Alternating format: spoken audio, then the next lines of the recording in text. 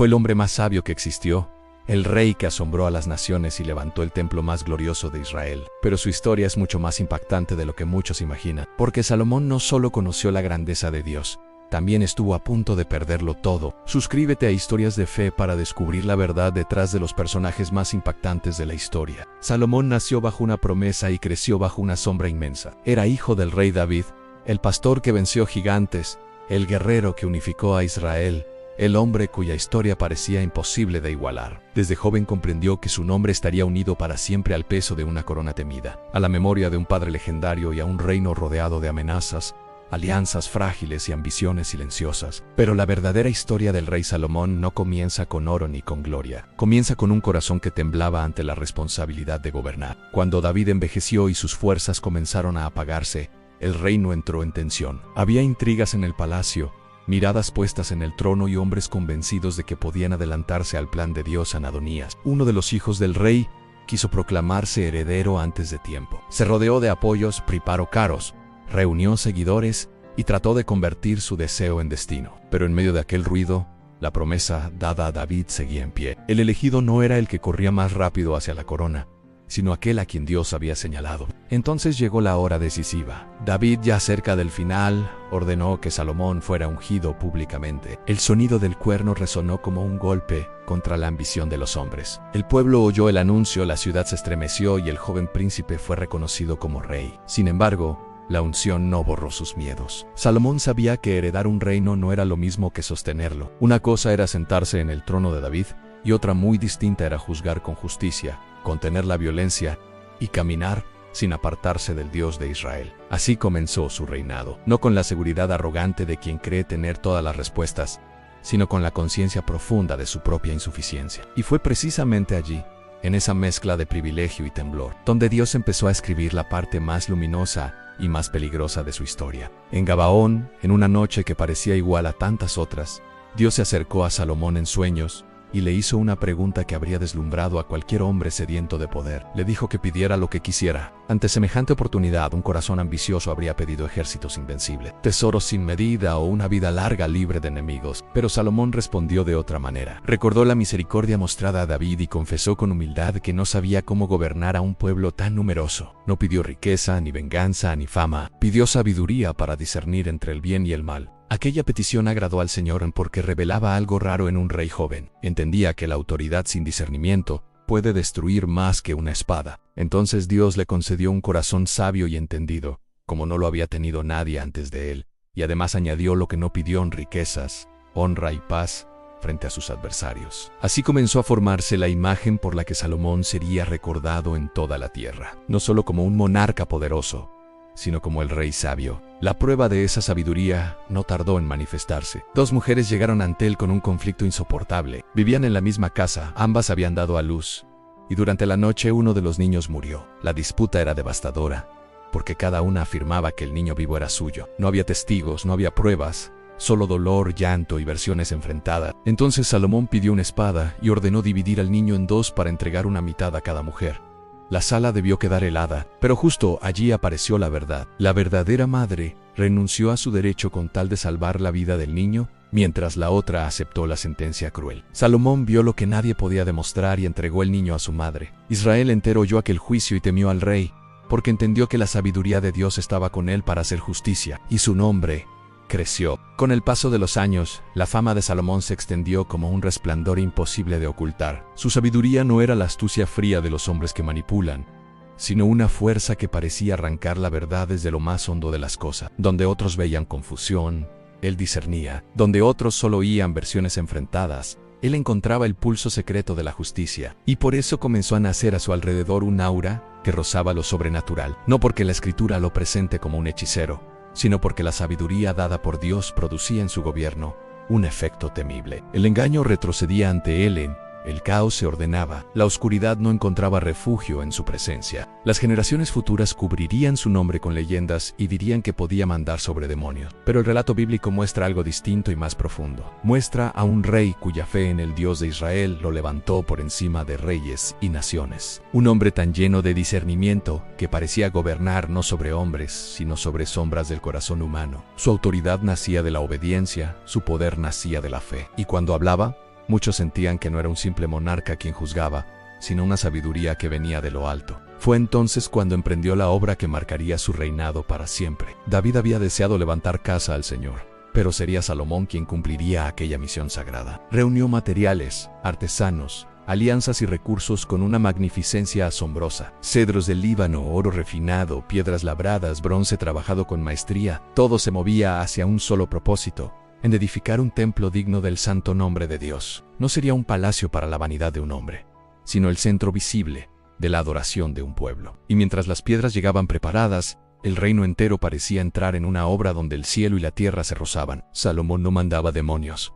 Hacía algo más grande: levantaba un lugar para la gloria de Dios. La construcción del templo avanzó en silencio solemne. Las piedras eran preparadas lejos del monte, de modo que en el lugar santo no se oyeran martillos ni hierros golpeando. Era como si aquella casa debiera levantarse envuelta en reverencia, separada del ruido común de los reinos humanos. Durante años, Salomón supervisó una obra que no solo exigía riqueza y organización, sino visión espiritual. Cada atrio, cada pared recubierta de oro, cada querubín tallado, cada lámpara y cada altar anunciaban que Israel no adoraba a un Dios inventado por manos de hombres, sino al Señor que había sacado a su pueblo de Egipto con brazo poderoso. Cuando el templo fue terminado, llegó el día de la dedicación. Entonces Salomón reunió a los ancianos, a los jefes de las tribus y a todo el pueblo. El arca del pacto fue llevada al lugar santísimo, y en ese momento sucedió algo que ningún oro podía comprar. La gloria del Señor llenó la casa como una nube espesa, de tal manera que los sacerdotes no pudieron permanecer allí para ministrar. El Dios invisible manifestaba su presencia,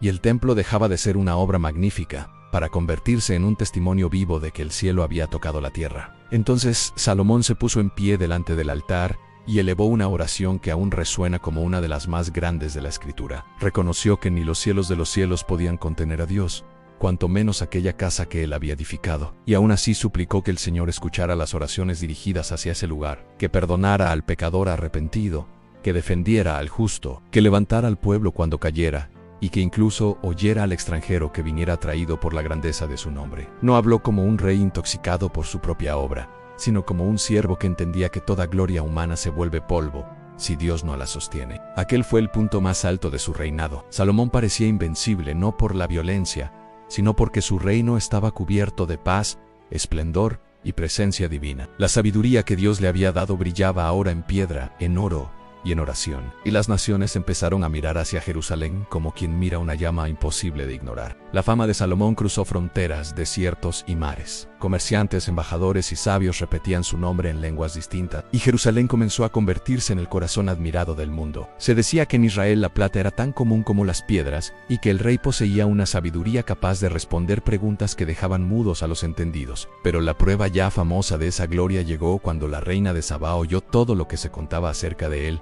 y decidió comprobar con sus propios ojos si la grandeza era real o si el mundo había exagerado. Llegó a Jerusalén con una caravana imponente, cargada de especias, oro y piedras preciosas. No vino solo a admirar palacios, vino a probarlo. Traía enigmas, preguntas difíciles y la mirada aguda de quien ha visto poder en otros tronos. Quería saber si aquel rey era distinto. Salomón la recibió, y nada de lo que ella preguntó quedó sin respuesta. El relato bíblico no enumera sus enigmas, pero sí deja claro el resultado. El rey entendió todo lo que ella puso delante de él. No hubo oscuridad en su juicio, ni confusión en su mente, ni vacío en su palabra. Entonces la reina observó más que respuestas. Vio la casa que había edificado, los manjares de su mesa, la organización de sus servidores, la dignidad de sus oficiales, la ropa de sus ministros y el orden majestuoso de su reino. Y quedó sin aliento.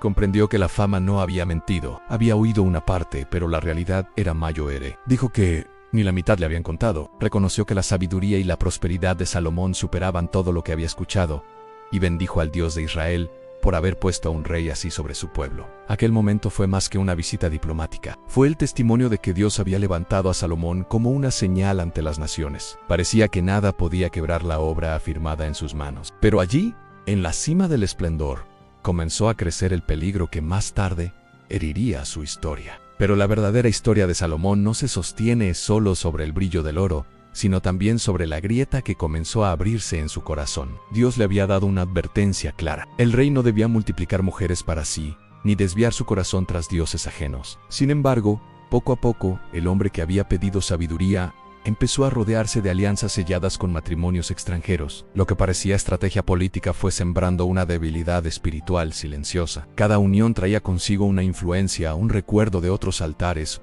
una voz diferente llamando desde tierras lejanas. Salomón llegó a tener mujeres moabitas, amonitas, edomitas, edonias e hititas, pueblos acerca de los cuales el Señor había dicho a Israel que no se mezclara de esa manera, porque desviarían el corazón hacia sus dioses. Y eso fue exactamente lo que ocurrió. El rey que había levantado el templo comenzó a tolerar lo que antes habría rechazado. Su mente seguía siendo brillante, su trono seguía siendo poderoso, su riqueza seguía creciendo.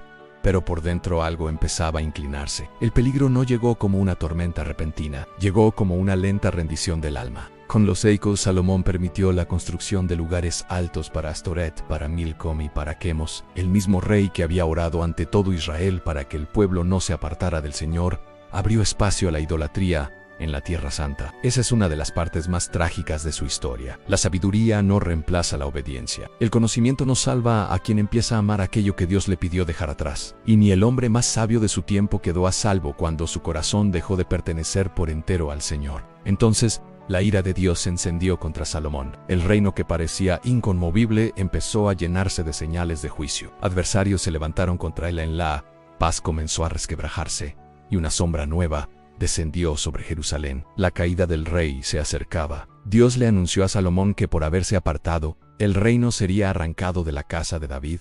No ocurriría en sus días por amor a David, pero sí en los de su hijo. La sentencia no destruía por completo la promesa, porque una tribu permanecería. Pero el esplendor indivisible que Salomón había heredado no continuaría intacto. Aquel anuncio era la prueba de que ni la gloria más alta cancela las consecuencias de un corazón dividido. Y así, el rey que un día había gobernado con una sabiduría que parecía encender la tierra terminó contemplando el desgaste silencioso de su propia obra. La Biblia no se detiene en describir sus lágrimas, pero el peso de su final se siente entre líneas. Salomón reinó 40 años sobre Israel, y cuando murió fue sepultado en la ciudad de David su padre. Después reinó su hijo Robom. Entonces comenzó la fractura. El Reino Unido se partiría, y la herida acompañaría durante generaciones la historia del pueblo. Esa es la verdadera historia del rey Salomón. No la de un hombre perfecto, ni la de un mago vestido de corona, ni la de un señor de demonios surgido de leyendas tardías. Es la historia de un rey que recibió de Dios una sabiduría extraordinaria. Levantó el templo más glorioso de su tiempo. Hizo callar a las naciones con su grandeza, y aún así descubrió que el enemigo más peligroso no siempre ruge desde fuera, sino que puede crecer en silencio dentro del corazón. Su vida es una llama doble, ilumina y advierte. Nos muestra lo que Dios puede hacer con un hombre humilde que pide discernimiento, pero también nos recuerda que ningún don, por grande que sea, sustituye la fidelidad. Salomón fue grande cuando reconoció que no bastaba a sí mismo. Cayó cuando empezó a ceder aquello que debía guardar. Por eso su historia sigue estremeciendo, porque en ella hay gloria, templo, oro, sabiduría, reinas asombradas y un nombre que parecía tocar lo eterno. Pero también hay una verdad severa que atraviesa los siglos. Se puede tener mucho y perder lo esencial. Y tal vez esa sea la lección más profunda de Salomón. Que la mayor victoria no es reinar sobre un pueblo, ni asombrar a las naciones, ni levantar monumentos que desafíen al tiempo. La mayor victoria es permanecer fiel a Dios hasta el final.